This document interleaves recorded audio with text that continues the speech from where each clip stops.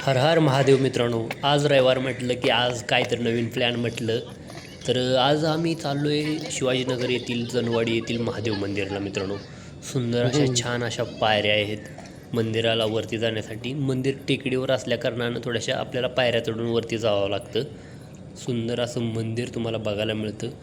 या ठिकाणी त्र्यंबकेश्वर शंकर भगवानचं मंदिर तुम्हाला पाहायला मिळतं. छान अशी मूर्ती आहे गाभाऱ्यामध्ये. तर आलोच ना. या टेकडीवरून सुंदर असा निसर्गाचा नजारा तुम्हाला पाहायला मिळतो.